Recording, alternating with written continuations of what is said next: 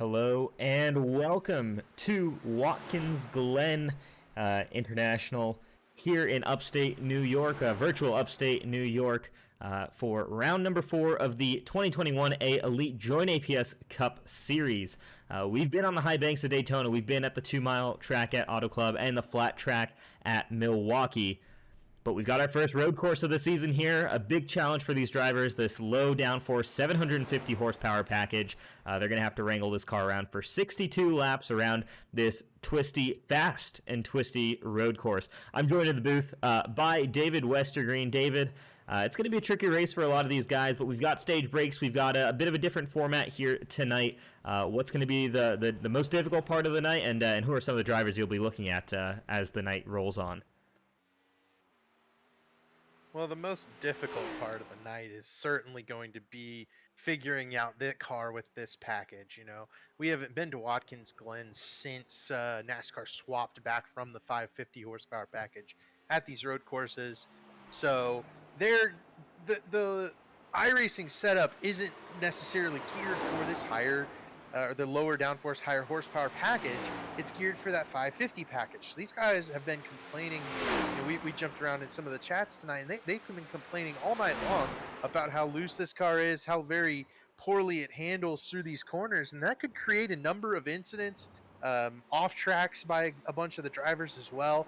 You know, I'm expecting these guys to have to really focus, and the people who keep it the most clean are probably going to be the ones who are able to come out of here with a victory. The guys I'm looking at, you're looking at one of them is Ryan Gavel. He nearly won our last road course race, and then the road course race before that, I believe he did win here in the Elite Cup Series last season. So this one car certainly one to watch, but the guy that I think everybody's chasing is probably R.C. Anderson, winner of our last race, or our 2 races ago at Auto Club, and then he's just a road course master. I think he's already first on the charts. RC is certainly the one to watch. Ryan Gavel does go to the top of the board, but RC, Ryan Gavel, those two, and then obviously this guy Ryan Lutz, coming off of a spectacular week last week, winning 4 races in a row for Elite Racing. He was getting advice from Ryan Gavel in the practice session and picking up time doing it. Gavel was kind of lamenting, giving Ryan Lutz any extra tips. But those 3, and then he's maybe not on track yet, but David Tooker would be the other guy to look out for. That 19 car is always fast at these road courses. Absolutely, lots of talent throughout this field, and the road course racing ability continues to increase throughout this field as we go on throughout the season. And you did bring up an interesting topic about the package, and I believe it was a similar situation last season in the chase, even when we visited Road America, where the package was changed, I believe, on the day of the race. For a lot of these drivers, it was Ryan Gavel on that day who was the most dominant car, ultimately lost the win at the end to I'm blanking out Anders on who. Krone. Anders Krone, of course. Thank you. Yep. But yeah, Ryan Gavel definitely sits out to me as someone who can not only put together a strong lap time, whether or not he's the ultimately fastest driver at the end of qualifying, that might not necessarily be it, but being consistent over the course of a race.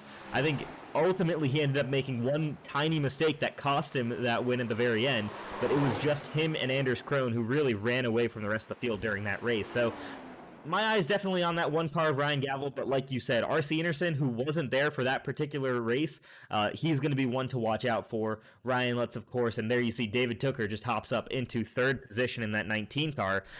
David Tooker certainly knows how to get the job done on these elite road courses. Yeah, and one more guy to bring up is last season's champion, Chad Frankenfield. He'll absolutely be one of the guys to watch out for. Certainly a top 5 car, and if not a race-winning car. He's very good at the Glen, loves this place, kind of his home track, if you will. So this 15, definitely one of the ones to watch. Also want to cover one of the other guys in the top 10, Damian Leininger. Fixed the internet woes. It was like a power line leading to his house, causing him to lose connection and lose like frames and lag in the middle of the races.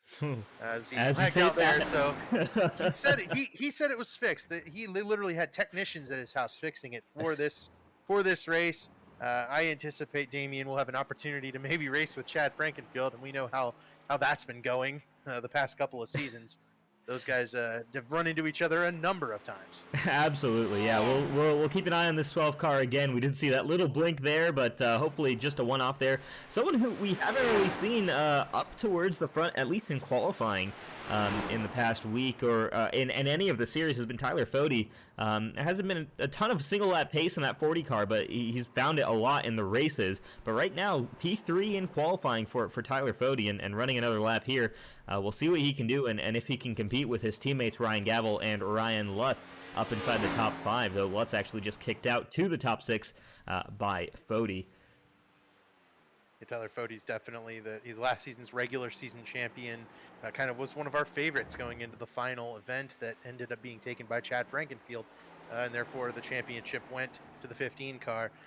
Yeah, Fode's been quiet, I think, in terms of whether or not he's up front leading laps this season. He hasn't been there. He's been quietly in the top 10 last week, involved in some of our many incidents.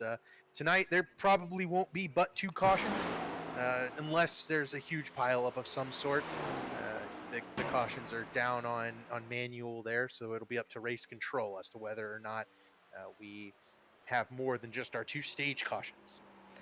And yeah, how about this guy on screen? Right now running P12, Tate Lytle, but he's had an interesting journey at Watkins Glen before, involved in a pretty heavy crash a couple seasons back, up at the top of the hill early in the race. He's hoping to have a nice run today. He will also be our in-race reporter, so David and I will be ringing him up at various points throughout this night.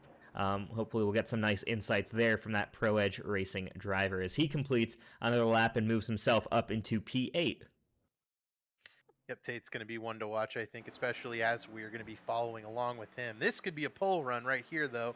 Keep our eye on the timing charts and see where David Tooker shoots up to. It's going to be oh, there it is. Yep, to the top.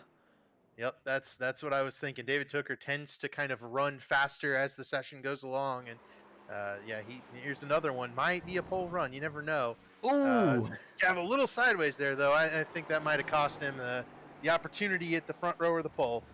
Yeah, he's going to keep pushing, and oh, there you see loose again and on the grass there. What he might have a chance to do, probably won't have enough time to reset, and there you go, 13.3, so not enough for Ryan Gavel to hop back up, so not a great lap there for the number 1 car. The rest of the top 10 seems to be pretty content with their times, and there's not really enough time to make the full lap around and then start another one. So this could be your top 10 that you see on the screen right now. The car on your screen right now, Colin Fern, is P11. He's going to try and see if he can break into that top 10. He had an adventurous day last week at Milwaukee, and he'll be hoping to keep that nose just a little bit cleaner here than what it was last time around. Let's see though where this 86 car ends up on the ticker, and he goes up to P9, kicks Gerald Campbell out of P11 or out of P10. Yeah, Colin Fern definitely didn't make any friends last week, and that was kind of a note by amongst our drivers at the end of the race and throughout the week. And a narrative is that some of those guys really didn't make friends last week, and we had a lot of incidents and a lot of tempers flaring. I would not be surprised if we kind of wrapped back around and saw some of those tempers come back to some of the guys that were creating havoc last week. But you never know. I think what goes around comes around, and these guys will handle it themselves. There's professional as sim racers get. We watched Brandon Key finish up qualifying, and that'll lead to the start of the race, I believe. Absolutely, it will. So we'll head to the results. We got just 3 seconds left in qualifying, but there you go. David Tooker with that pole position from RC Enerson, Ryan Gavel, Tyler Fode, and Chad Frankenfield making up your top 5 there. Anyone in that top 10 is, unfortunately, we always get that little bit of a timing glitch when we switch over sessions, but still impressive runs. And here, we'll get a chance to go through our starting grid here. David Tooker there on the pole, like we were saying. All of these drivers here on your screen here with realistic shots to get the job done tonight at the Timothy Plan at the Glen event. We'll continue scrolling through. It's going to be an interesting one. It's going to be keeping your nose clean and just trying to make it through at least those first 2 stages and then a fuel run in the 3rd stage. So lots of action here tonight. It should be around an hour and a half long race is what we'd expect to see. But who knows what the action will give us. and we'll finish scrolling through our starting grid. And before we get ready to go green, the cars are lining up on this front straightaway, so we're gonna have a full lap of pacing here. We're gonna roll a couple of ads for you guys from our premier sponsors here at Elite Racing, while we also will ring up our in-race reporter Tate Lytle. We'll be back with you guys in just a minute. Richmar Florist makes every day a special day, from weddings and large events to that little something for any occasion. Richmar Florist has the perfect floral expression, and they're open online 24/7 at richmarflorist.com. Everywhere, every day. Richmar's 2 retail locations offer a fantastic selection of floral creations, gifts, and home decor. Book your free consultation in our showroom for your special event needs, and visit us online at richmarflorist.com today.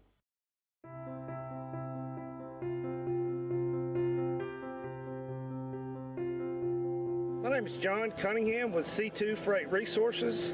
We are a Hub Zone certified logistics company here in Houston, Alabama. We've been in business for over 20 years, working with the Department of Defense and the federal government, among many other customers. C2 is committed to truckload shipments along with less than truckload shipments across the United States, Canada, and Mexico. Our high level of service is what keeps our customers coming back year after year. Our industry-leading transportation management software, along with our tracking software, allow our customers to know where their shipments are at any time, any day. In closing, C2 Freight looks forward to earning your trust and business through actions day in and day out. We know if given the opportunity, you'll be pleased with our service and communication.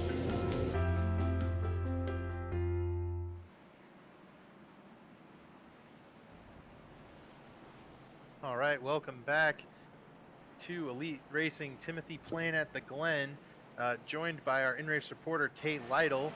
And Tate, one question for you here: how do you plan on navigating through the field here with knowing that a stage caution is coming?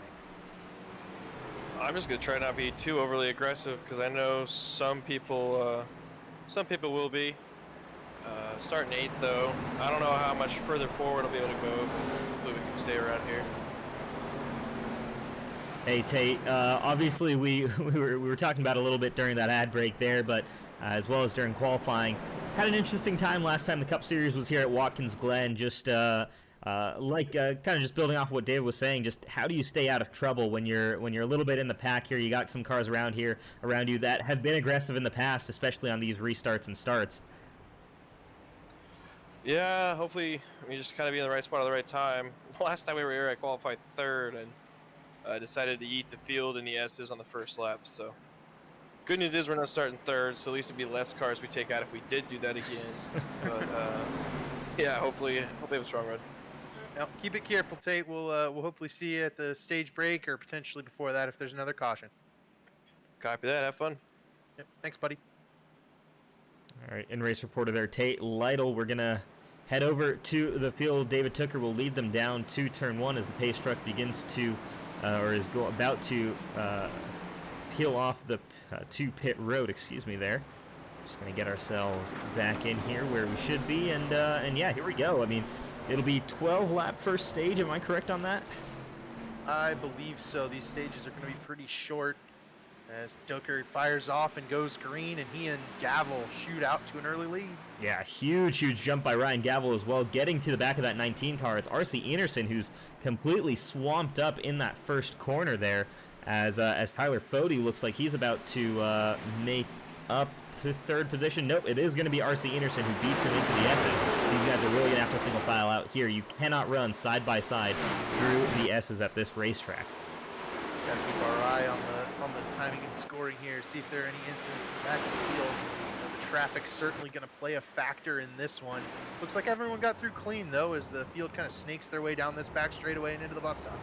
There you see Colin Fern tries to go side by side there with Damien Leininger, but Leininger gets the spot back in front for the 7th position. Once again, everyone just kind of single filing out. You want to get there really isn't 2 lines around most of the corners around here. You really got to focus on making your moves in the braking zones, and just first on this initial lap is just get into line, get the order correct. Someone's hard into the wall further back there. Who was that? That's the 20 car, I believe, of Shane DeMantova. Oh man, tough break there. The first real incident of the race, though a pretty minor one. I think he just got it a little bit loose there through the carousel, a fast corner that you can kind of overdrive very easily. Clearly that kind of caught Shane out of tow there, running a kind of a special Army scheme, and I did want to bring up the Army schemes throughout the field, as well as the Camping World schemes. We have a couple of different themes going on throughout the field here. You got Alec Balvance in this Camping World car. If you're not up to date with what Marcus Lemonis is doing for the actual NASCAR series, he's awarding people sponsorships based on their Camping World, from Camping World. And yeah, so he's sponsoring like 10 trucks this weekend in NASCAR, and you know, if these guys show him that they've run a Camping World scheme, then he'll send them a gift card, I believe, like $100. So that's pretty significant and substantial, and people are throwing those liveries on. Then you also have this military theme for Casey Hatch, who is going away to basic training this weekend in South Carolina, or I believe Tuesday. So this will be his last race with us. We're very thankful for Casey's contributions to Elite Racing for now, and we hope he's back soon. He's right there behind Michael Goodman and Dustin Dewar. Absolutely, yeah. A massive shout out to Casey Hatch. Unfortunately, it looks like he's already met the wall or another car here early on in this race, but a big shout out there. Goody very nearly got it into the wall in front of him in that 44 car. He's slow off the corners as Casey Hatch makes it by. But yeah, this is, you know, even after a race like last week where there were certainly some hard feelings amongst the drivers, many of them are still all happy to come together and support a driver here. It really is a family here in the Elite Racing Leagues. And up here in the booth, we're wishing Casey all the best of luck in his adventures there in basic training, and of course thanking him for his eventual service to the country. So big shout out there to Casey Hatch, and a lot of support throughout the field here from various competitors, rivals, and friends. We wouldn't be taking time out of showing you a battle for the lead and then the top five if it didn't matter a lot. And having a full field of drivers that all have individual personalities and their own racecraft and everything that they can contribute to the league, that's what's mainly important. So we'll focus back up here on the front in this battle for the lead for now as well. David Tooker holding station over Ryan Gavel and R.C. Anderson. Chad Frankenfield has been past Cody in fourth place. And Ryan Lutz, meanwhile, or excuse me, it's Colin Fern and Damian Leininger fighting again, and it's Fern who now gets past Leininger. He makes it down into turn one. The question is, can he keep it there as Leininger goes a little bit wide off of one? It will be Colin Fern up to the 7th position. The battle, though, between Fody and Lutz was heating up a little bit. They've kind of settled back into their various positions, and up front, Gavel is closing in on the back end of David Tooker, but can he make a move? There isn't really much room to make one here in the bus stop. He's got to think long and hard about where he does it, because R.C. Anderson is right on his tail as well, ready to pounce if Gavel loses any kind of momentum off a corner. The keen-eyed viewers may be kind of noticing some differences between the last time they watched a Watkins-Glen race and this Watkins-Glen layout. It's not been updated since, I think, 2010 or 2011. The rescan just hasn't come through for iRacing, so a number of changes and runouts. You know, we've still got the gravel trap over there in turn 7. You know, the run out in turn 1 has a big wall right at the end of it. That's where I think David Ruderman and David Reagan flipped over in one race a few years back. So this thing is a little bit old, a little bit outdated, but that kind of makes it fun, is kind of racing through history here. And these guys trying to put laps on a very, very old surface that's kind of not been, you know, updated in a while. Absolutely, yeah. It's just adding to the complexity of this race right here as Jared Rexing makes the move on Andrew Rucker, but Rucker's going to try and come back at him up the hill. But yeah, I mean, you've got this low downforce package, you've got more horsepower. Add to that the aging surface here at Watkins Glen. There's a lot of character in it, but it's certainly the modern version of Watkins Glen is a much quicker racetrack, a much grippier racetrack that I'm sure there are quite a few drivers in the field who would like to have that particular version here tonight. But again, it just adds to the challenges to what these guys are facing. And yeah, grip is minimal out there, but it's just going to be who can hang on the best and keep that car out of the wall, out of the gravel, and put it in victory lane. I think these guys are taking it very easy for the most part right now. You see a lot of give and take. Something that we were looking for it last week, but we weren't seeing it. As Ethan Burrell goes around Jeff Green back here, Ethan was kind of lamenting the package as well as his own road course racing prowess, not nearly as high up as his teammate David Tucker. Burrell hoping to kind of make a good run out of a mediocre situation here tonight. And certainly we're going to look at that 37 car as he comes through the field. Kind of similar story with Daytona 500 winner Matthew Weeks behind him.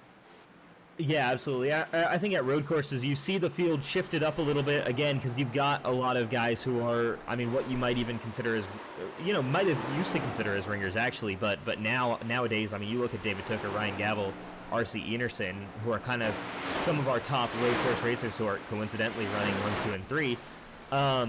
But you kind of look at those guys, but they're strong at every racetrack now, right? So it's less about who's strong at road courses versus, who's able to just maintain pace at every racetrack we go to. You really can't afford to be weak at any particular racetrack, because the guys who were good at road courses before and only good at road courses are now good at every racetrack we go to. Right.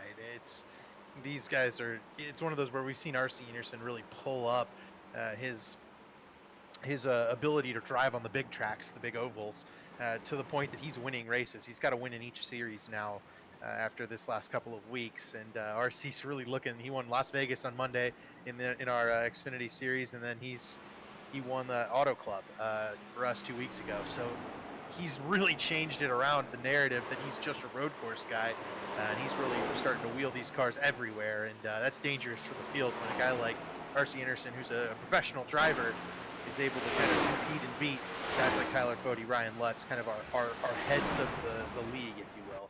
Absolutely. Side by side there between the Lake Norman teammates, an aggressive bump there from Ryan Lutz as he goes over the curbs. Tyler Fody definitely cut his teammate a break there. Those two pretty easy on each other early on in this race, but Fody and Fern almost get together. Might have actually gotten together there in the carousel. Difficult to see from that angle. But yeah, Fody by just lifting off there, giving the space to Ryan Lutz, is now falling back into the clutch of that 86 car. He's got to make sure he doesn't fall too far back here to lose stage points, as we're just past the halfway point in this first stage. Yeah, we'll have to keep our eye on that. The David Tucker and Ryan Gavel machines absolutely looking for those stage points. Quick note on Ryan Gavel specifically: he is the only driver to get a top 10 finish in each of our first 4 races. He cut it in half each time: 8th in the Daytona 500, 4th at Auto Club, and then 2nd last week at Milwaukee. This one car, he wants to cut it in half one more time and go to victory lane here today. We mentioned him right at the top of the show as one of the guys who was certainly going to be to compete for this win, and one of the ones to watch out for. Between him and R.C. Enerson and David Tucker, you have to keep your eye on these guys. They're going to be fast each and every time we come to a road course. Absolutely, yeah. I was going to say, it's certainly not out of the question that we see this number 1 car in victory lane, but there you see right behind him, Chad Frankenfield has closed the gap on this lead pack as Tucker's pulled away a little bit from Gavel and RC. So this battle for second place is heating up quite some ways. We've got 2 Richmar Florist Ford Mustangs just breathing down the neck there of Ryan Gavel, as Ryan Lutz has put some distance between himself and Tyler Fody, who Fody right now seems to be struggling just a little bit. That last lap there was nothing impressive from that 40 car compared to all the guys around him. Not sure if that was some small mistake there, but or checking up for another car around him. But yeah, right now Tyler Fody just kind of hanging on for the end of the stage here, hoping to make some changes and get some new tires, I think, on this car for stage number 2. We're going to see some comers and goers in this race, I think, for sure. These guys are going to heat up their tires, exiting the corners, and if you're overdriving it a little bit, which looks kind of like Tyler Fody is right now, you've seen him get a little bit sideways a couple of times, once in a carousel. If you do that too many times, the car will just simply lose that drive off the corner, and you'll just fall positions like a rock. Meanwhile, if your tires and keep them cool and drive it smoothly at these road courses, you're going to be able to move forward and pick up time. We're seeing that from the guy right behind these two, and catching them quickly is Marcus Frucknick in that 13 car. Dominant car last week, but unable to pull off the win. Yeah, that was a difficult one for Marcus. He held the lead for a number of laps there, ultimately lost out to teammate Ryan Lutz in the melee that was at the Milwaukee Mile. But still a strong run here so far tonight, and expect to see this car moving forward as well. This 13 car, he put in some impressive lap times during practice as well. So there's a lot of speed from those Lake Norman Motorsports Chevys. As you see right behind him is teammate Damian Leininger. So all of these main Lake Norman Motorsports cars all running well inside that top 10 with the 63 of Hank Steinmiller. Is he an affiliate car, or is he a official Lake Norman Motorsports car? That is an affiliate car at the Cup Series level, I believe. Okay, so affiliate car in P15, but all the official Lake Norman Motorsports cars then inside that top 10. So, yep, indeed. And R.C. Anderson, I believe, has gotten by Ryan Gavel for second. That's correct. He has actually. Nice catch there. So, and he's gapped him as well. So about 7/10 of a second, 8/10 of a second, in front of Gavel. So it looks like Gavel might have been struggling a little bit with tires as this whole pack has dropped further back from David Tooker, 2.2 seconds, and Chad Frankenfield now looking for a way past the number 1 car. So looks like Gavel, Fody both having similar issues with just going through those tires a little bit too quickly, and again, that's something they'll have to change for in the second and third stages. This is an easy track to burn your stuff up. A lot of medium to high speed corners. There's not really a ton of low speed corners where where you can just really kind of easily take it in. You're really pushing the lateral force in your tires. You're scrubbing a lot of speed through the corners. So yeah, it's a tricky one for these guys, but they'll adapt. They'll overcome. Pit road is officially closed for this stage. So anybody who wanted to try and make a strategy move for the second stage win, we see that all the time on road courses. That window has closed. I don't believe we've had any takers. I do see Colin Fern actually on pit road, so he might be our taker to go for that stage 2 win. Yeah, a good call by Colin Fern, I think. He's generally one of the ones trying to get off strategy. So that isn't really surprising, but he was kind of making inroads on that Tyler Fody machine. So if it doesn't work out for him, that would be a bit of a curious move. But hey, I think he's got a good opportunity here, and a top 10 car in terms of speed for sure. So yeah, why not take a gamble on it? But he's the only one. That might hurt him in the long run.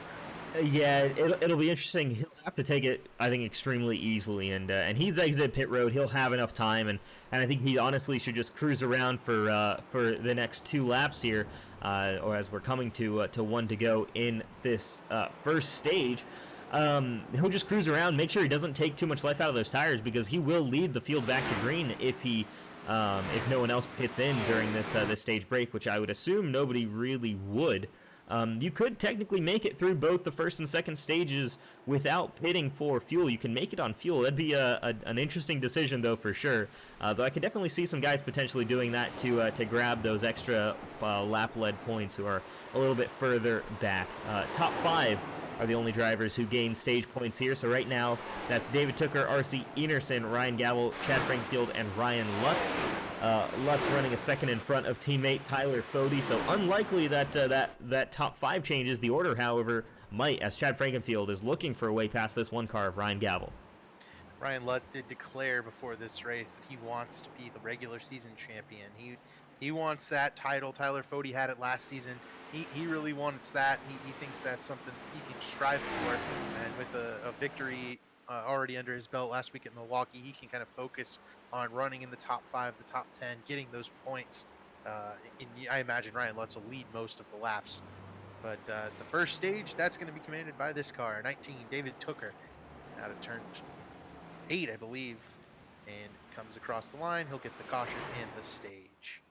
Yep, there you go. David Tooker beats R.C. Enerson, Ryan Gavel, Chad Frankenfield, and Ryan Lutz, your stage point winners. So everyone there in that top 5 earns a stage points. David Tooker earns a chase point to add to his tally there. So strong opening stage for David Tooker. Really good job there from pole. Led the entire way so far. So a strong start for that number 19 Toyota.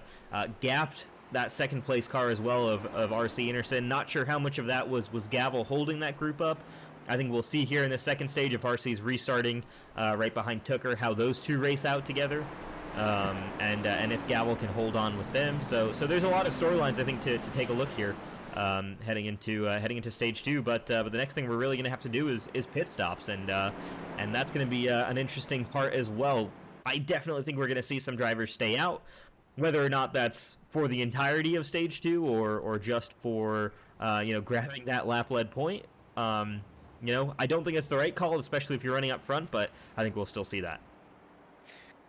Yeah, I'm curious to see the strategy shake out here. I think that the last stage is going to be the key, though, for this race. David Tooker is leading right now, but it's going to be whoever can make those green flag pit stops the quickest in our final stage. Final stage will be, I believe, 38 laps. So a long one, and it will consist of an entire fuel run. So these guys are all going to have to pit one time under green. And I think we may see some guys trying to break off and as soon as the window opens, try to go ahead and jump in, get those tires, and stay out at the end of stage 2 to kind of break apart that final stage, because everyone will have to make that one green flag pit stop. Absolutely, strategy is going to be an important factor tonight here, but we should see cars. Pit road should be open, and we should have the leader leading many of these guys down pit road. Here we go. No mistakes here. This is a place that can easily lose these guys in the top 5 the chance at the win. They have to be very, very careful not to speed on pit road, enter that pit stall without overshooting your pit box. There's a number of things that can happen, especially to these guys up front, that they need to be very, very cautious and careful. So far, no takers for staying out. We're going to keep looking there. You see your first car who's going to roll outside, and that's going to be... we'll see Adams. Who that is. Is that Josh Adams? He is. That was another driver who actually took over the pitted before the end of this first stage. Josh Adams, Harrison Talon right now are the two cars I'm seeing who are still out on track, because I think the 86 car might have actually come back down pit road. He did. He did. Colin Fern. I wonder if he'll try to take 2 tires maybe make up some of that track position. The other thing is that I wonder if Harrison maybe missed his pit box there. We'll see him back on pit road. Potentially, yeah. Damage. So, yeah, there's some. Go ahead. I was just gonna say on timing and scoring, it does show him as stint 1, so 1 lap, but no stop time. So yeah, that very well could be as the stint, I believe, resets as the driver enters pit road. Yeah, Harrison running that Bubba Wallace style scheme there, a little bit different from his Cup style DoorDash car, and Josh Adams, one of those drivers, pulling the Camping World car out this week for the Marcus Lemonis honor system there to gain the actual sponsorship by the head of Camping World, Marcus Lemonis. So, and hey, he's out here getting some time on the broadcast. We can stitch this together and show Marcus Lemonis that he did indeed get the commercial time he was looking for there for the Camping World. And Josh Adams was a good investment. Absolutely, a nice job there for Josh Adams. He's going to get the lap lead here. Just 5 laps on these tires officially being shown. So again, we'll see how he restarts here. It's going to be interesting. We'll see if Harrison as well comes down pit road and if he changes things up there.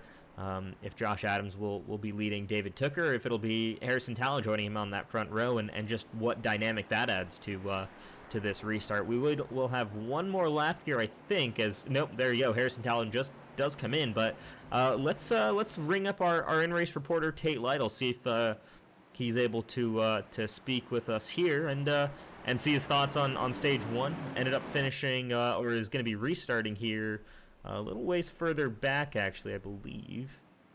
Let's see if we can find P9 for Tate Lytle. We'll bring him in now. Apparently didn't in there he is. Tate Lytle, you got a copy, buddy? Yeah, go ahead. Tate, first run, looked like you stayed right about where you qualified. You got anything for him here coming into stage 2? I'm going to have to save the rear tires a little better the first 5 or 6 laps, but I think as long as we're able to do that, we'll be okay. Yeah, Tate, I mean, what's the strategy game here, especially with stage 2 being, same like the stage 1, pretty short, not going to really do anything on fuel, but then stage 3 needing it, you have a must-have pit stop. There has to be a pit stop there, green flag pit stop. How do you break this down? Is there going to be, are you expecting to see a lot of people going for an early stop in stage 2 and running through, around the halfway point in 3, or do you just pit at that stage break like normal? What's going to be the game plan here? Do you expect from other people, and what are you thinking here? It's hard to say with everyone else. I'm going to try to go as long as I can. I feel like having the fresh rub at the end of the race would do me more good.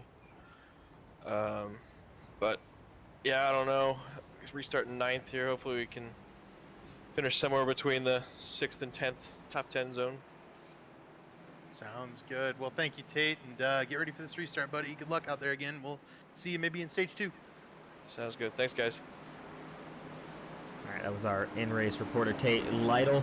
Going to be restarting here in the 10th position, I think. Nope, 9th position. Sorry about that. So we'll keep an eye out and yeah, keep an eye on the progress of that 56 car. But up front, it will be Joshua Adams leading this field to the green. David Tooker kind of in an unfortunate position.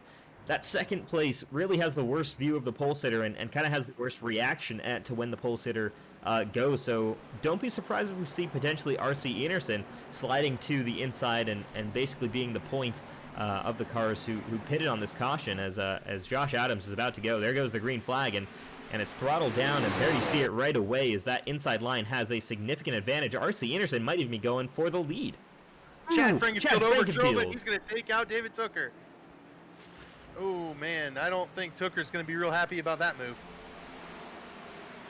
Yeah, hearing from Chad Frankfield, it was wheel hop over the radio there. So, but yeah, it looked like it was just a little bit late on the brakes for Chad Frankenfield. We'll head back to the iRace Online replay there, see what happened, because that was 4 wide effectively into turn 1 after that restart. To update everyone on David Tooker in general, he's very upset after Monday's race as well. Just led 48 laps from the pole and then felt like he gave it away at the end of the race. And here, just absolutely Chad Frankenfield out of control there, going into turn 1. Definitely a mistake and on the part of the 15 car, but if you're David Tooker, you're not going to be happy with that, regardless of whether or not it was an innocent mistake. Yeah, high frustration levels for sure, but it's Ryan Lutz and Ryan Gallo who come out victorious from all of that, as they're now at the point here, as Josh Adams as well fell back. Must have had some issue since he was struggling and has fallen back to the 9th position, and looks like he's about to get passed by Hank Steinmiller as well. So issues in that 95 car. So all the guys who started up front there have fallen back. RC Enerson, the only guy still kind of in it there, running P3, but under attack in a 2x2 Lake Norman Motorsports sandwich as they're running 1, 2, 4, and 5. You see RC Enerson just completely sideways through the S's. That is indeed the most use on the track that anyone said they'll get. But, you know, I look at Ryan Lutz, Ryan Gavel. You can't even beat Ryan Lutz at a road course. You thought maybe, you know, he's won 4 races in a row last week. Perhaps this time they're coming to a road course. We won't have to deal with Ryan Lutz. We'll get to watch RC versus Gavel versus Tooker. Nope, here's Ryan Lutz out in the lead once again and doing a wonderful job, just showing how dominant he is and how talented he is across the board at all these racetracks. An impressive run for sure by Ryan Lutz. I should remind our viewers, though, that Ryan Lutz was not victorious on Monday night at Las Vegas, so it wouldn't be going for 5 in a row or 6 in a row, but it could still be 5 from 6, which would still be a ridiculously impressive feat nonetheless. But right now, still a long ways to go. We haven't even hit that halfway point, as crazy as it is to say. But Ryan Lutz right now doing a great job leading the way. But Ryan Gavel looking for a way past his teammate if he can get it. He's got some pace on that one car, at least early on in the stage, though. From that first stage, I think he's got to work on saving his stuff, saving those rear tires especially. He was definitely struggling in those final couple of laps. I think we had an instant in the back of the field there. Down in turn 7, not sure if we want to bother with the replay on that, but yeah, regardless on that, I was trying to look back and see maybe the progress David Tooker's making through the field. I imagine he's going to be driving with a vengeance right now. Yeah, David Tooker right now running P18 in the field right now, so he's fallen way back because of just how far wide he had to go. I'm curious to know the handling effect that that front right fender damage has had on him, and if there's any steering misalignment or something like that. But there you see just the speed of that 19 car. He has been extraordinarily fast and strong here, and what I'm also curious about is Chad Frankenfield is 6 positions up the road. What happens when that 19 car reaches the 15? What's the behavior going to be like between those two? Because again, I mean, you want to talk about rivalries on track. David Tooker and Chad Frankenfield is a big one, especially at road courses. Time and time again, we've seen those two fighting it out, and we've seen that over boil as well. So, you know, we saw that happen again here today at Watkins Glen, and we know that guys can tend to be aggressive with their moves and can tend to hold grudges as well on racetracks. So we'll see David Tooker making some good progress so far, though. Tate, to interrupt you, something happened to our in-race reporter. Tate Lytle went from 6th to 13th in one corner there. I'm not entirely sure where he went, but it looks like a little damage to the rear of that car, and I don't know that there was damage on it before. Tate was running really, really smoothly in 6th place. Yeah, let's take a look. Looks like it happened maybe at turn 1 or 2 or somewhere in the S's. Tate Lytle. Let's take a look here at what happened here, and it was just getting loose out of one. Oh. Let's take a look, and here we go. This is what happened to Tate Lytle here. Our in-race reporter was running up in that order. You see him fighting Tyler Fody there, just get way loose. A great job saving it, keeping it off the wall there. But yeah, 1, 2, 3, 4, 5 cars past him. Another one, 6 cars past him, and he finally gets back up to speed. 7 cars past, but I think he comes back just in front of Scott Crump there, and back in the field, and he remains P13 right now. But yeah, tricky time through that first corner, and it's hard sometimes, especially just getting it back in time for the S's, because you really need to take. There's one line that's ideal for the S's here. Though for David Tooker, he's certainly showing that you might be able to go side by side there, especially when you're driving with as much anger as he might be. All right, Tate, we're gonna have to talk to Tate Lytle about that save. That's gonna be probably a topic of conversation come the next caution here. That was an incredible save by Tate Lytle, sideways and in the grass. Wonderful job of driving, and David Tooker kind of putting on a display of his own, of kind of putting pressure on and attacking these cars he knows he can beat. Chad Frankenfield kind of running away from him a little bit, trying to get further up into the top 10 for now, but you know, David can see him up the road a little bit. Man, Scott Crump throwing some blocks for 14th spot. Yeah, I was going to say some aggressive blocking there from that number 90 car in front of David Tooker as they make contact as well. So, yeah. Though, I don't think Tooker took too kindly to the block thrown there down that straightaway into turn 7. Tooker was just kind of fed up with it, ran him a little bit high off the track. No harm, no foul now, but you know, that's kind of what you get when you throw a block for 14th spot. You get run off the track if someone's faster than you like that. Absolutely, yeah. There's we're already seeing some aggression here throughout the field, and I can confirm that the 90 car is not super happy on the radio, but yeah, an interesting situation, and you could potentially argue, I mean, number 19 car, he's gapped that 90 already and is moving forward. So an interesting situation. They ran each other off, but both of them still pointing in the right direction. So I'd expect no action here from race control. No, I don't think so. I think that's the run sorting itself out. Now, Scott Crump might not think so, but I don't think he's going to be able to do anything about it. David Tooker's just driven away from him. Absolutely. Here we go. RC Anderson loose on the brakes there. Almost gets it into the back there of Ryan Gavel as we head back to this lead battle. And Marcus Frucknick has joined in for this battle for the lead as Ryan Lutz hasn't really gapped these guys. So it's nice and tight here between this top 4 in the field. And you see them up at the top of your screen as Chad Frankenfield dives to pit road. So the damage on that 15 car potentially too much for him to continue going forward. Oh, I don't think so. I think that's a strategy call there, Rish. I think Chad is making the move to the pit road. He's sacrificing the potential for stage points, but he's not going to pit on this upcoming stage break, and then he'll be up front in the lead.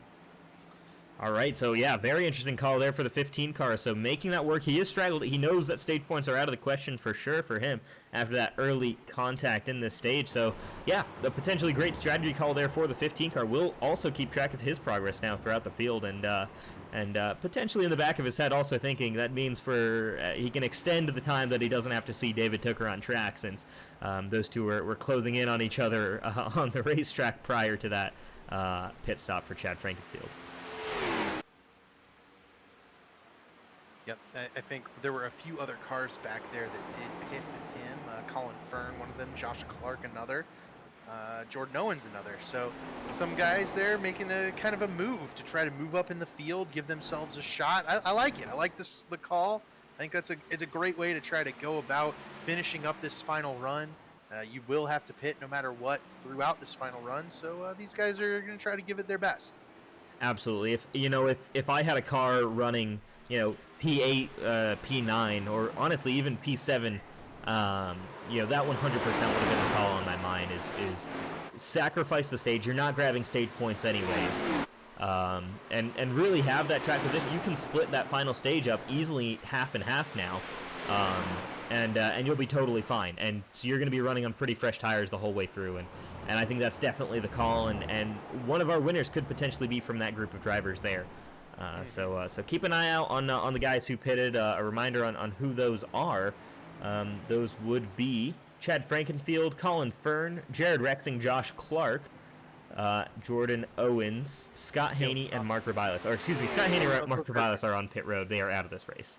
Caleb Thompson just pitted as well, so another one to throw into the bin of drivers giving that a shot. Though I think Caleb Thompson might end up going a lap down here, which would not yield the result I think he's looking for in the 04 car. Yeah, copy that. Yeah, unfortunately, it doesn't look like that 04 car has even made it to its pit box, so that might be game or day over for Caleb Thompson. I think we're going to have one more lap here before the end of the stage, and we've got a battle on our hands for the lead. Here we go. Ryan Gavel to the inside of teammate Ryan Lutz. He's not going to get there before the S's, though. He's going to have to get back in line. What can he do? He's looked faster than that 36 car. He wants that chase point. He wants those extra stage points. The question is, can he make that move? Can he get past teammate Ryan Lutz? I do want to also shout out a driver who I don't think pitted for tires at that first stage, and that's Tyler Fody running in the 6th position. I believe Fody pitted for tires, so he was in there with everybody else, and he lost time and has moved back up into 6th. But potentially doesn't show him as have made a pit stop here tonight, according to timing and scoring. But that could also be a glitch on our behalf there. So we'll see. Ryan Lutz told me before the race he really wants to win the regular season championship, reiterating that because he is about to win stage 2. Yeah, what a great battle we had up front here during the second stage. Ryan Lutz off of the final corner there, and yeah, he's going to lead his teammate Ryan Gavel to the stage number 2 win. RC Anderson grabs 3rd, Marcus Frucknicht in 4th, and Damian Leininger in 5th. So 4 Lake Norman Motorsports cars inside that top 5. A great result for that team as a whole, and obviously a great result for the Ryan Lutz and Ryan Gavel there. And Tyler Fody in 6th, 5 in the top 6 for Lake Norman Motorsports. Yeah. Really impressive job by them this run. And then, I look back through the rest of the top 10. David Tooker did manage to get back into 10th, and then Ethan Burrell managed to get into 9th in this stage. For someone who was self-proclaimed as not super great on the road courses, I think Ethan might have been selling himself short a little bit there. Guy's always fast everywhere we go, and he did a great job to get up into the top 10.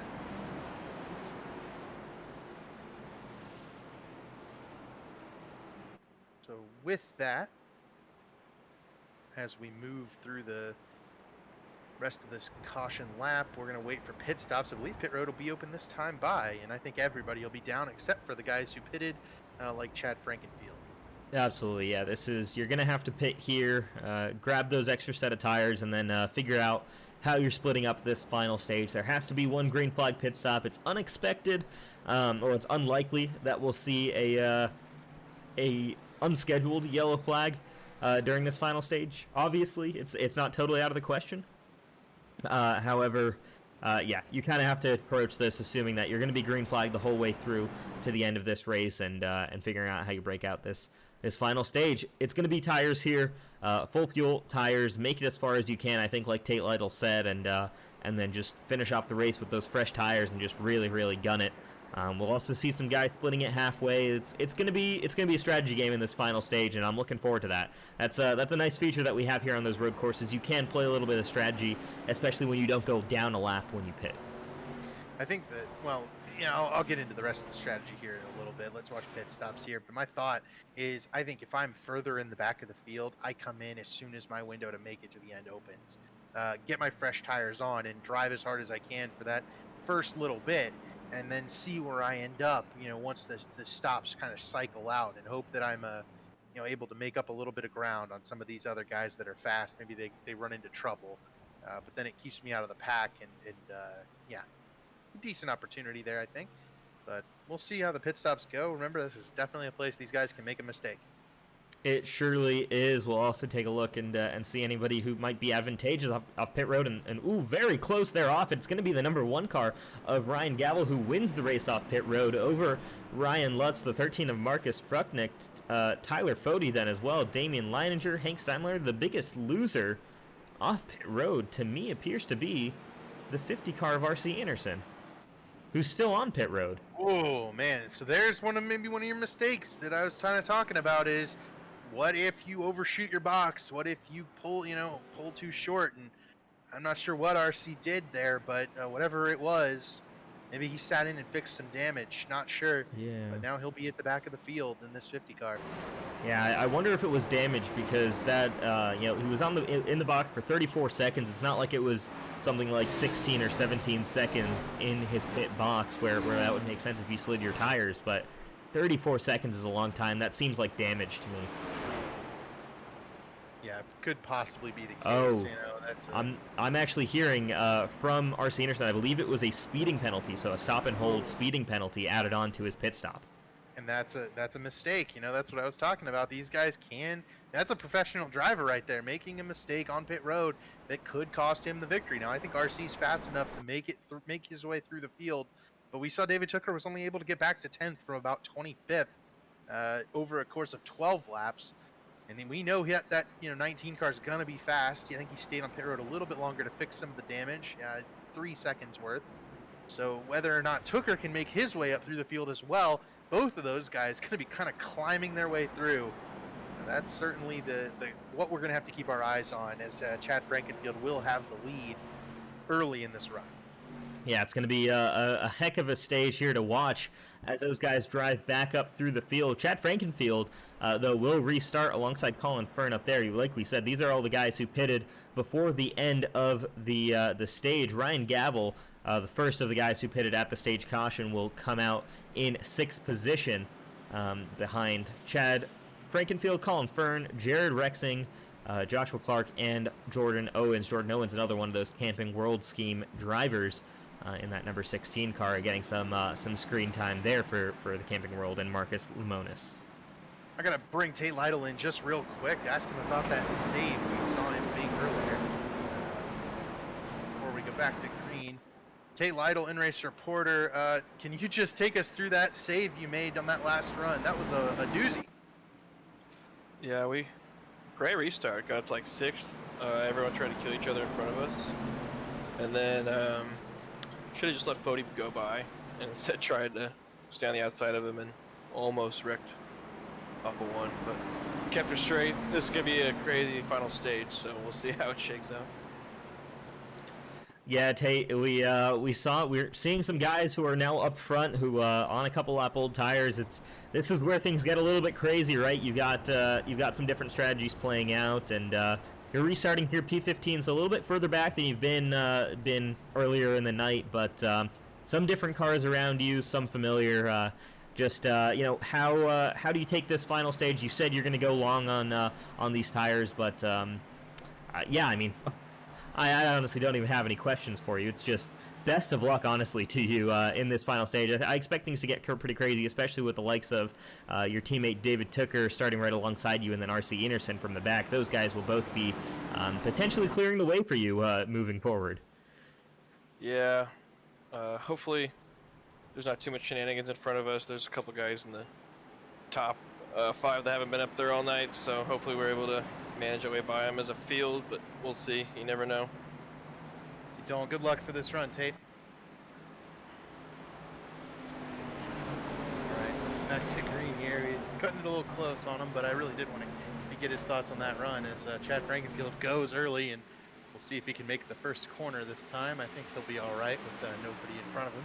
Yeah, no real competition there, as Ryan Gavel's going to dive to the inside, and he might get it on braking in front of the 86 car. As Colin Fern goes a little bit wide off of 1. We'll see how he rejoins here. Oh, we've got a spinner. Oh, no. Man. Tate Lytle spun around. It stays green, and we do stay green. He's all right, but we'll head back to our iRace Online replay and see what happened to Tate Lytle in that 56 car coming out of turn 1.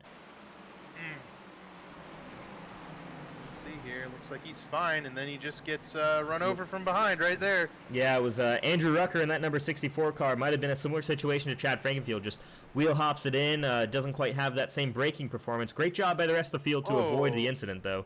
Did we get a caution here? I think we might have a track blocking crash. And there it is, right there. Actually, that's live pictures. As you see, it's Tate Lytle again involved with Rusty Capel, the 7 car of Corey Abbott. Let's go back and see what happened here.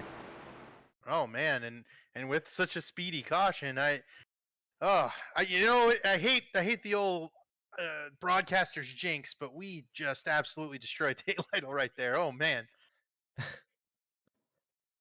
Oh, what a miserable restart that was for the 56 car. 2 incidents in less than half a lap. Ooh, all right. Let's see. Yeah, looks like it was the 0-1 that caused this. We'll take a look and see what happened. Here you go. Zishan Dura in that 0-1 just gets loose at the top of the hill, hard into the wall, yeah, nowhere to go for a lot of these drivers. The 7 car, the 9 car involved in that. That was the 89 there of Brent Jones, and Tate Lytle just with nowhere to go as well. So hard contact there. The track blocked at the top of the hill, and a reasonable caution there for from race control. So man, oh man, a tricky one. Yeah, man, I do certainly feel like we jinxed it. We said it was unlikely to have an unscheduled caution here early on in this run, but there you go. Right at the start of stage number 3, that's certainly not going to break things up for these drivers. So, I mean, actually, you know what? I've heard 33, maybe 34 laps on fuel. It wouldn't surprise me if a driver came in topped off right here and might be able to make it to the end. Well, if I'm David Tooker or R.C. Anderson, I'm absolutely coming to pit road, grabbing some tires, grabbing as much fuel as I can pack into that machine, and I'm hoping and praying that I can push through the rest of this field and make it. It's gonna be tight though. You know, I think they're coming to where pit road is open this time, so we'll have to see if there are any takers. While we have an opportunity, do want to mention that this race is sponsored by the Timothy Plan. If you are interested in investing your money with a Christian mindset, visit thetimothyplan.com. Absolutely. Big thanks to them for sponsoring today's race here at the Glen, our title sponsor for the event. Definitely check them out. Highly recommended by Elite Racing sponsor for the 2021 season, Bird Racing. Here's going to be pit road. We're going to see what the call is. I think it's got to be guys coming down pit road. I think there might be some changes, some decisions to stay out there. As you do see, I think Colin Fern stays out, but you can make it here on fuel and I think that's going to be the call. David Tooker staying out, trying to get that track position back. Joshua Clark. Yeah, Joshua Clark, Gerald Campbell, David Tooker, Jordan Owens, Matthew Weeks. Burrell, this is tripling this race up completely. Yeah, wow. Wow. So some major changes here as we got guys on pit road. There you go. Zishan Dura a little bit tricky there, entering his box there. But yeah, Colin Fern then is going to be your leader. He stays out here. 8 laps done on these tires, so he's going to have to come down pit road again. There's no way that car is going to make it to the end on fuel. Same thing with Joshua Clark. Gerald Campbell, potentially. I mean, if you're really saving aggressively during this caution, maybe you've got a chance. Same thing with David Tooker as well, but these guys have got to be aggressive with their fuel save right now if they have any chance of making it to the end here, because we're right on the edge of that window. I think you had to pit at this caution to be confident about not having to pit before the end of this race. These guys are kind of maybe even David Tooker's going on the odds that I can't make my way through the field. I might as well grab the lead and then see if we get another caution. It's certainly not a bad strategy, and the way this race has been going, it's just gotten crazier and crazier.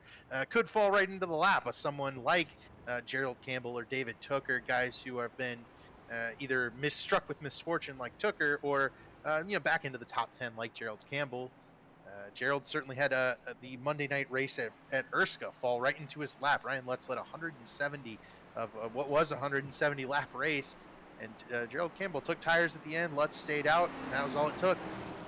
And yeah, so races have fallen Gerald Campbell's way before. I certainly wouldn't be surprised if we saw this 31 car sneak into victory lane. Absolutely, and he's been strong. He's been he's been hanging around in the top 10 or around there all day today. He had a great run at Milwaukee.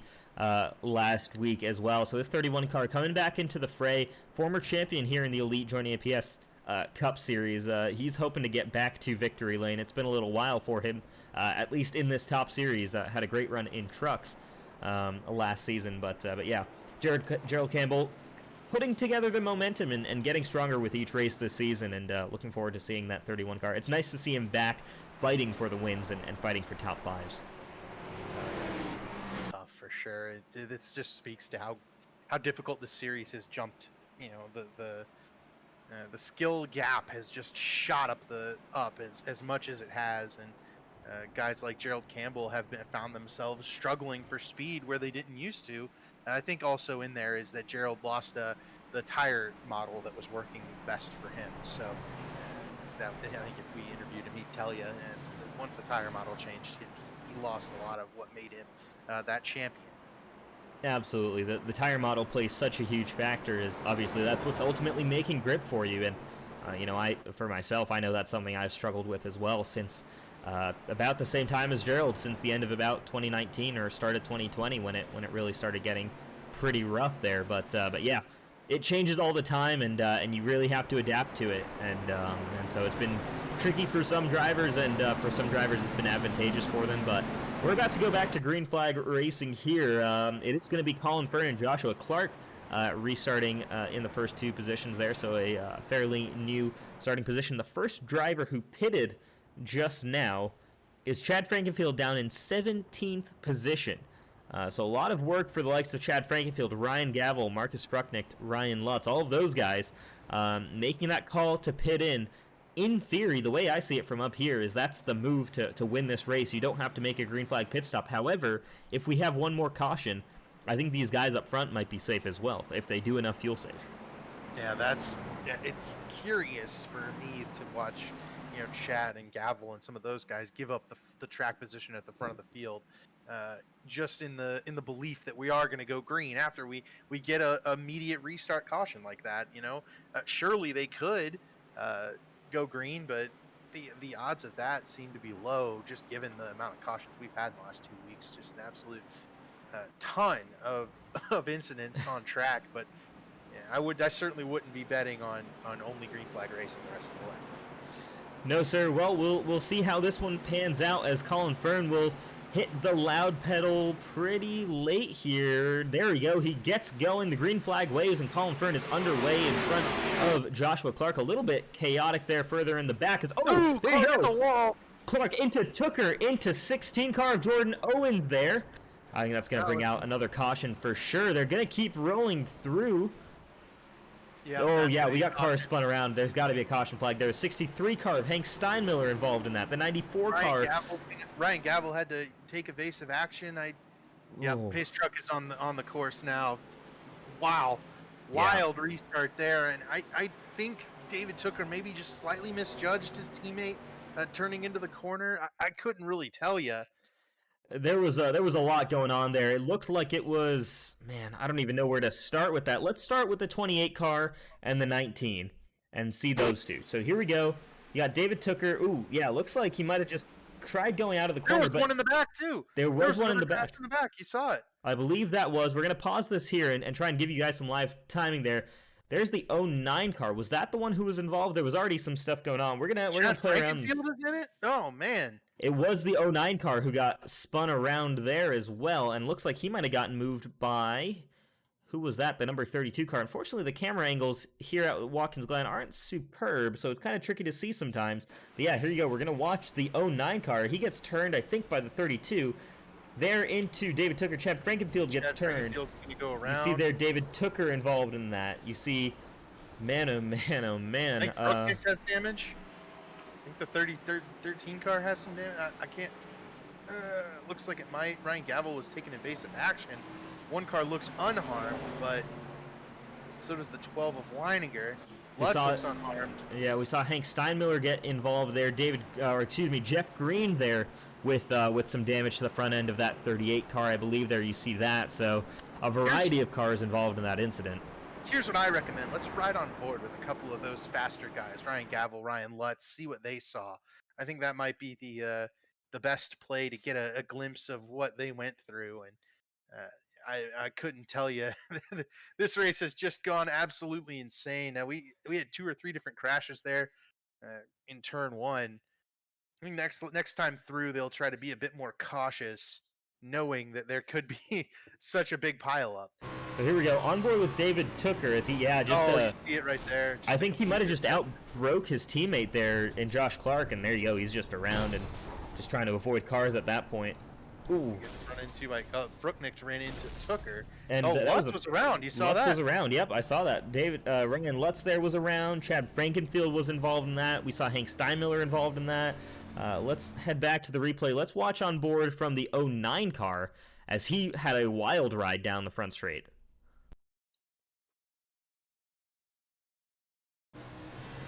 R.C. Anderson's going to have damage. Tate Lytle snuck by on the bottom. He's going to get hit from the right, left, rear, right.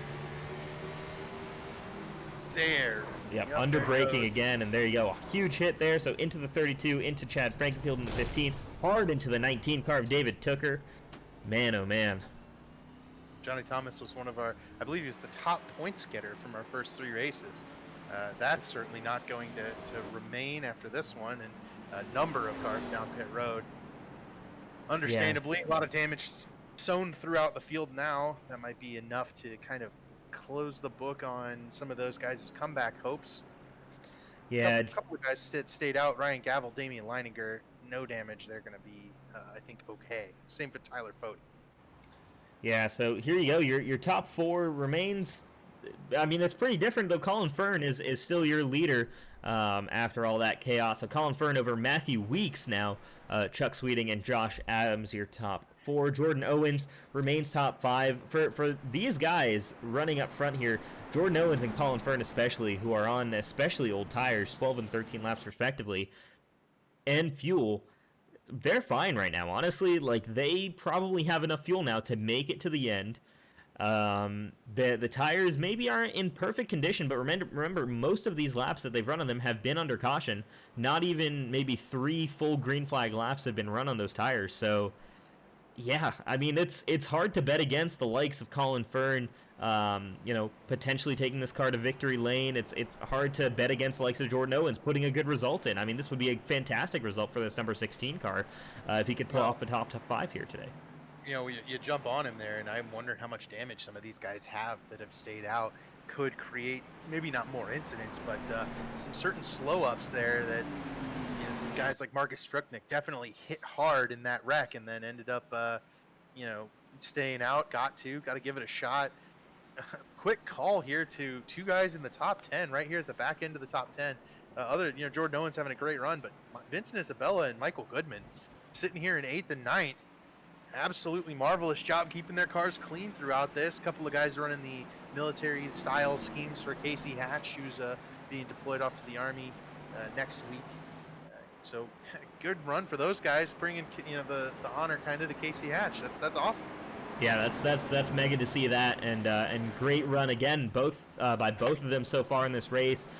We've got some quick guys behind them. A lot of them were involved in that previous incident, though. You look at Marcus Frucknick.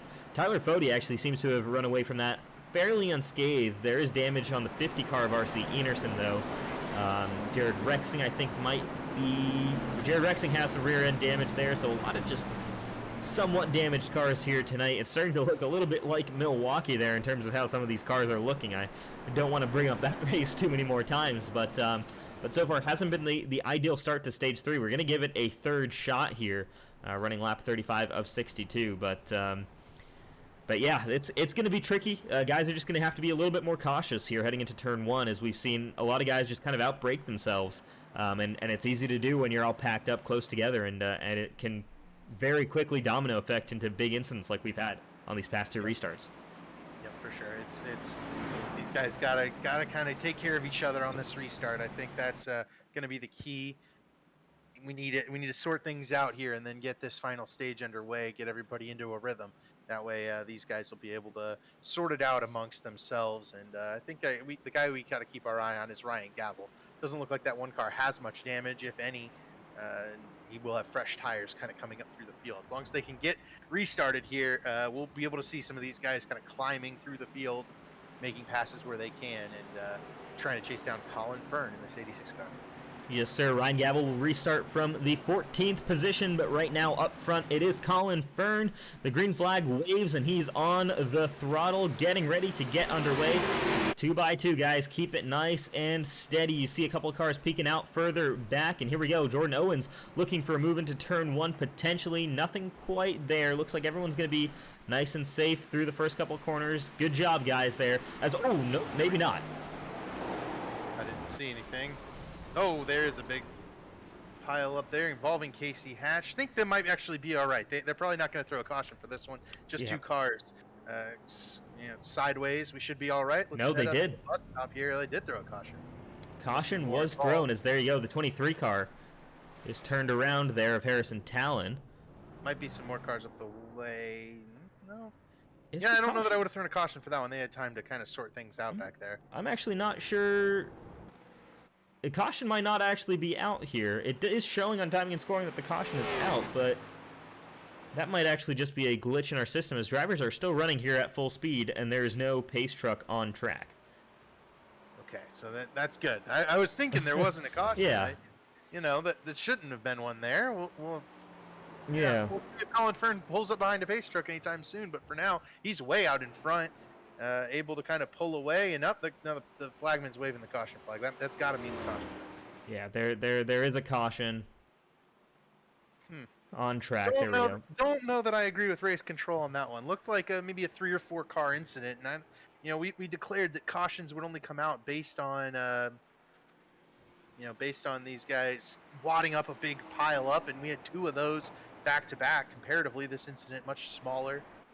Those guys definitely could have towed their cars if the race control needed them to. Yeah. Clear the track. Don't know that I get that one. Yeah, interesting call there from race control, especially because it happened towards the back of the pack. Not a lot of guys got involved there. Wasn't blocking the track necessarily. So, I mean, I'll see if I can listen in and see what the word is from race control on the decision making behind that. But once again, that's going to be the 3rd attempt there. Didn't quite go to plan there. We got maybe just a lap in there at the very end of it before that caution flag realistically waved. And yeah, so hasn't been the ideal start to this final stage here. We've almost completed 10 laps here under caution at the start of this 3rd stage. For sure. These guys, we kind of expected a more loose finger, I think. I thought they would be more willing to let things go, given our caution issues last week. And I guess they just got a little trigger happy after seeing the previous run there of a couple of big crashes, which were certainly deserving of cautions. And yeah, I'm not sure on that one, but we don't really have anything else about it. Maybe they're trying to get quickly going green here. Looks like we're almost lining up, but maybe that's just the field slowing down for the pace truck. Yeah, I'd expect 1 or 2 more laps here under caution. We've also got to open it up for pit stops if anybody wants to take those. But as they do that, we're going to take a quick break here and be back with you guys well before they go back to green flag racing for the 4th attempt to get this 3rd stage underway. We'll be back with you guys in just a minute or 2.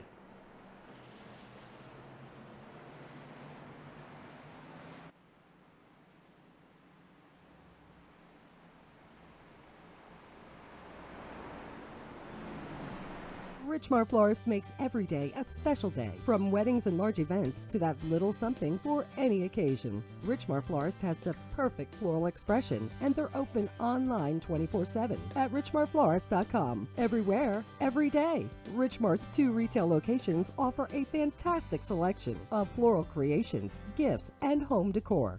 Book your free consultation in our showroom for your special event needs, and visit us online at richmarflorist.com today.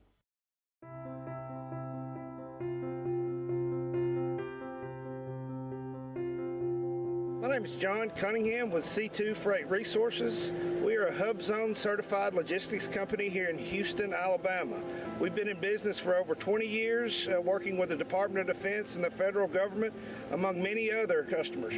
C2 is committed to truckload shipments along with less than truckload shipments across the United States, Canada, and Mexico. Our high level of service is what keeps our customers coming back year after year. Our industry-leading transportation management software, along with our tracking software, allow our customers to know where their shipments